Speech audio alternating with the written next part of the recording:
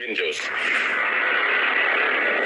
UK-യിൽ ഭയങ്കര ഒരു luxurious life put out ചെയ്ത് അതിലൂടെ ഒരു ഓഡിയൻസിനെ വളർത്തിയെടുത്ത് കുട്ടികളുടെ ഇടയിൽ single sigma life put out ചെയ്ത് കല്യാണം എന്നൊരു പ്ലാൻ ഉണ്ടോ? ഇല്ല. കല്യാണം എനിക്ക് വിരോധമാണോ?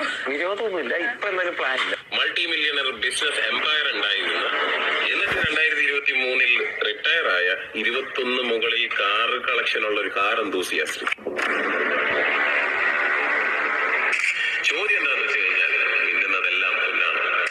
അപ്പൊ പിന്നെ ഇതാരാ അൻവിനെ ഈ നിലമ്പൂറുള്ള കൊച്ചിനെ മറന്നോ? പോട്ടെ, ഇയാള് മൾട്ടി മില്യണർ ആണെന്ന് പറഞ്ഞിരിക്കുന്ന സമയത്തും ഈ കുട്ടിക്ക് കോളേജിൽ പഠിക്കാനുള്ള ഫീസിന് വേണ്ടിയിട്ട് GoFundMe പേജ് വരെ കുട്ടിക്ക് തുടങ്ങേണ്ടി വന്നു. പോട്ടെ, ഇതും പോട്ടെ. പക്ഷെ ആ കുട്ടിയുടെ ഡിപ്പെൻഡന്റ് വിസയിലല്ലേ അൻവിൻ എന്ന് പറയുന്ന വ്യക്തി UK-യിൽ നിന്നോണ്ടിരുന്നത്. 2022 ജാനുവരിയിൽ ഷിൻഡോ എന്ന് പറയുന്ന ഒരു വ്യക്തി UK-യിൽ ഒരു കെയർ ഹോം സ്റ്റാർട്ട് ചെയ്യുന്നു. 2-ാം മാസത്തിൽ ഒരു റിക്രൂട്ടറായിട്ട് അൻവിൻ അവിടെ 30% ഓണർഷിപ്പിലേക്ക് കടന്നു വരുന്നു. 11-ാം മാസത്തിനുള്ളിൽ അതിനകത്തുള്ള എല്ലാ പാർട്ട്നേഴ്സിനെയും ഡൈല്യൂട്ട് ചെയ്തിട്ട് നിബു സിറിയാക്ക് 100% ഓണർഷിപ്പിലോട്ട് കമ്പനി മാറ്റുകയും ഇവരെല്ലാരും ആ കമ്പനിനകത്ത് നിന്ന് പോവുകയും ചെയ്തു. സോ 11 മാസത്തിൽ ഒരു വൃദ്ധസദനം നടത്തിയിട്ട് മൾട്ടി മില്യണർ ആയിട്ട് റിട്ടയർ ആകാൻ പറ്റുമെന്നാണോ നിങ്ങളെല്ലാവരും പറയുന്നത്? ലേറ്റസ്റ്റ് ആയിട്ടുണ്ട് ഈ സോഷ്യൽ മീഡിയ മുഴുവനും ഭയങ്കരമായിട്ട് കത്തി കയറിക്കൊണ്ടിരിക്കുന്ന ഒരു വിഷയമാണ് അൻവിൻ്റെ വിഷയം എന്ന് പറയുന്നത്. ഡോക്ടർ ഉണ്ടായി ഒരുപാട് കാര്യങ്ങൾ ഇതേ കണക്ക് വെളിപ്പെടുത്തുന്നുണ്ട്.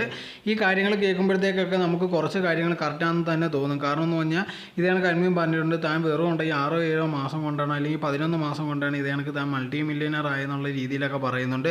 ഈ സോഴ്സൊക്കെ നോക്കിയപ്പോഴത്തേക്ക് അത് കറക്റ്റായിട്ട് മാച്ച് ആവുന്നുമില്ല. അതോടെ തന്നെ ഉണ്ടെങ്കിൽ ഒരു സുഹൃത്തിൻ്റെ ഹെൽപ്പോടെയാണ് ഇതേ കണക്ക് ഉണ്ടെങ്കിൽ UK പോകുന്നത്. അതിൻ്റെ കാര്യമൊന്നും പറയുന്നതും ഇല്ല. സോ ഇങ്ങനെ ഒരുപാട് കാര്യങ്ങളുണ്ട്. ഒരുപാട് കൂട്ടുകാരും പറയുന്നുണ്ട് ഇതേ കണക്ക് ഇവൻ ആകപ്പാട് ബെൻസ് മാത്രമേ ഉള്ളൂ, അതിപ്പോഴും ഉണ്ടെങ്കിൽ വർക്ക്ഷോപ്പിൽ ഇതേപോലെ കിടക്കുകയാണ് പൈസ ഇല്ലാത്തത് കൊണ്ട് തന്നെ.